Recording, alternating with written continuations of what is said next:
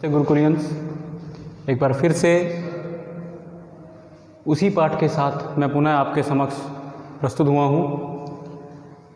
पहले कालांश में हमने पढ़ा है कि किस तरह से अवधपुरी जो नगर है या अवध जो नगर है, अयोध्या जो नगर है, उसमें किस तरह से संपन्नता है, चारों ओर लोग खुशी से अपना जीवन व्यतीत कर रहे हैं। किस तरह राजा को निसंतान होने का एक दुख है जो वह एक मुनि वशिष्ठ के सामने प्रकट करते हैं, और मुनि वशिष्ठ के द्वारा बताई गई सिद्धि से या बताए गए परामर्श से वह किस तरह से एक यज्ञ करते हैं, जिस यज्ञ से उन्हें 4 पुत्र रत्नों की प्राप्ति होती है। और पुत्र रत्नों की प्राप्ति के पश्चात किस तरह राजमहल में किलकारियाँ गूंजती हैं।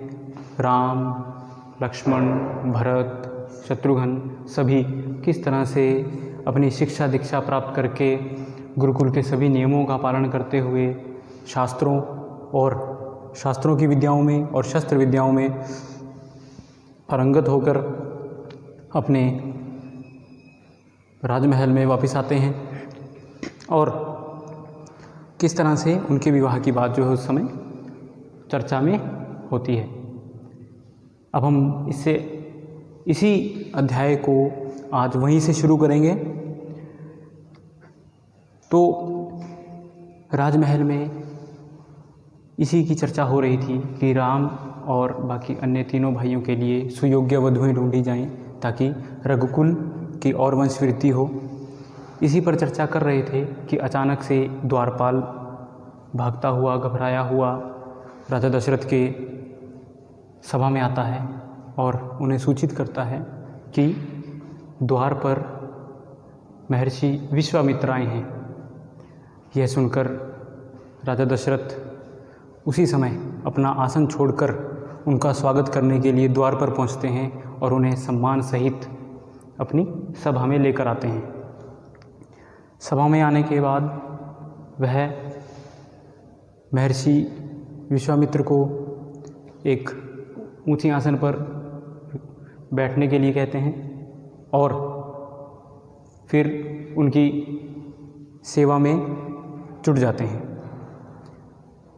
इसके बाद राजा दशरथ उनसे अयोध्या आने का प्रयोजन पूछते हैं।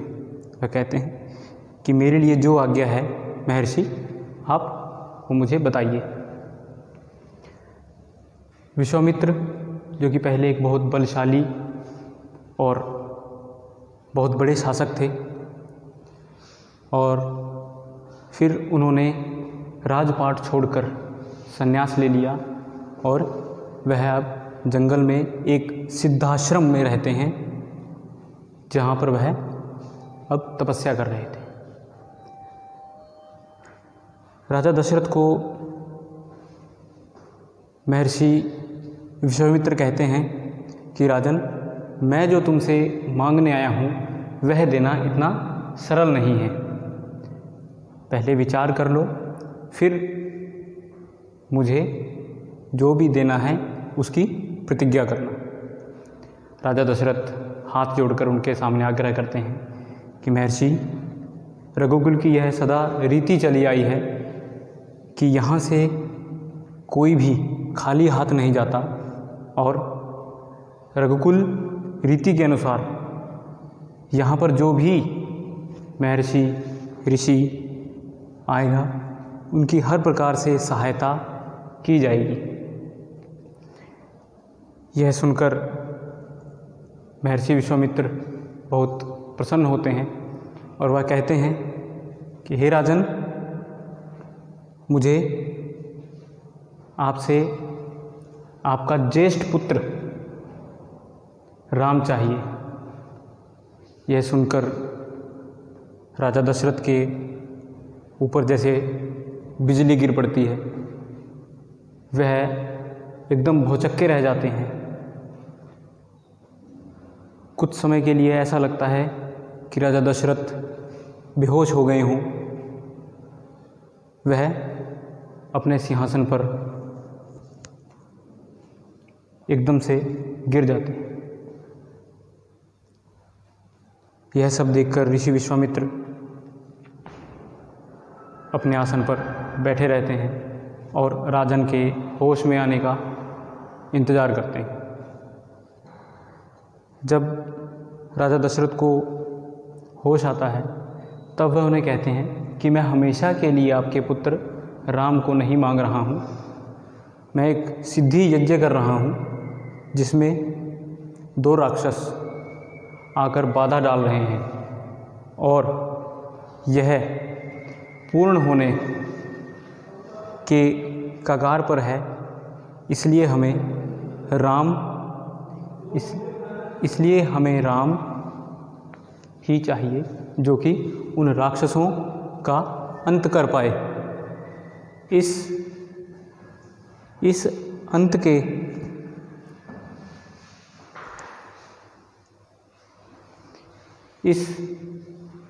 अंत के लिए हमें राम जैसे क्षत्रिय योद्धा चाहिए। अब महर्षि विश्वामित्र यह कहकर अपने स्थान पर बैठ जाते हैं। राजा दशरथ उनके सामने हाथ जोड़कर यह आग्रह करते हैं कि महाराज, मेरा राम अभी केवल 16 वर्ष का है, आप चाहें तो मेरी सेना ले जाएं। ऋषिवर, आप चाहें तो मैं स्वयं आपके साथ चलता हूँ। मेरा राम किस तरह इन मायावी राक्षसों से लड़ेगा, किस तरह से युद्ध करेगा, यह सब सुनकर महर्षि विश्वामित्र क्रोधित होने लगते हैं, लेकिन वह कुछ कह नहीं सकते, क्योंकि यदि वह क्रोध करेंगे तो अनुष्ठान खंडित हो जाएगा।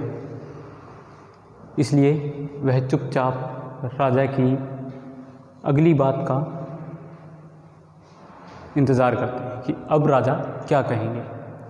इसी वार्तालाप के मध्य कोई भी मंत्रीगण, सभा में बैठे अन्य व्यक्ति कुछ नहीं बोलते, क्योंकि वह जान गए थे कि महर्षि अब क्रोधित हो गए हैं। इसी को देखकर वह सब इस बात का अंदाज़ा भी लगा रहे थे कि यदि महर्षि विश्वामित्र क्रोधित हो उठे तो किसी न किसी प्रकार से अयोध्या में अनिष्ट हो जाएगा। अब इन सब चीज़ों को देखते हुए मुनि वशिष्ठ अपने स्थान से उठते हैं और राजा दशरथ के पास जाकर उन्हें समझाते हैं कि राम साधारण युवक नहीं है, उसके अंदर बहुत प्रतिभा है, और यदि वह महर्षि विश्वामित्र के साथ जाएंगे तो उसे बहुत सी गुप्त विद्याओं का ज्ञान अर्जित होगा, यह उसके लिए लाभदायक है।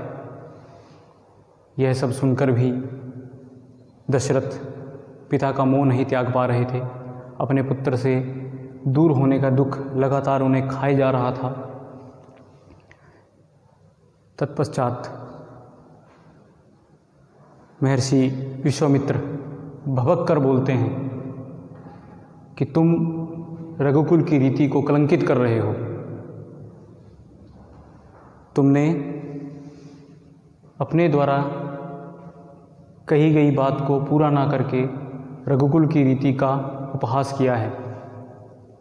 तब मुनि वशिष्ठ विश्वामित्र को यह आश्वासन देते हैं कि राम आपके साथ अवश्य जाएंगे, और वह राजा दशरथ को समझाते हैं कि राम का इस समय महर्षि विश्वामित्र के साथ जाना अति आवश्यक है।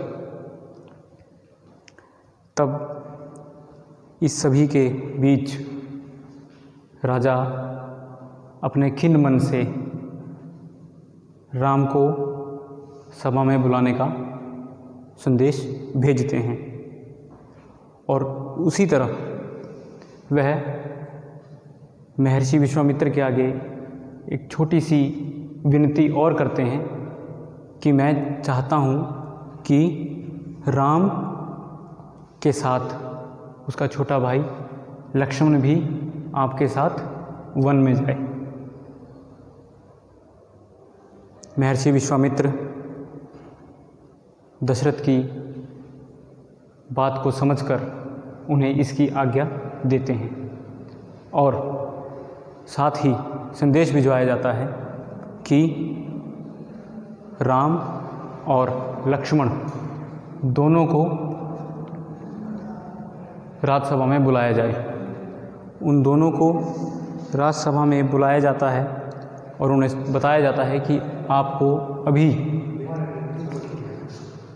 इसी समय महर्षि विश्वामित्र के साथ वन जाना है और उनके अनुष्ठान को पूर्ण करवाना है और जो भी राक्षस उनकी इस सिद्धि को प्राप्त करने में, उनके इस हवन में बाधा डाल रहे हैं, उनका वध करना है।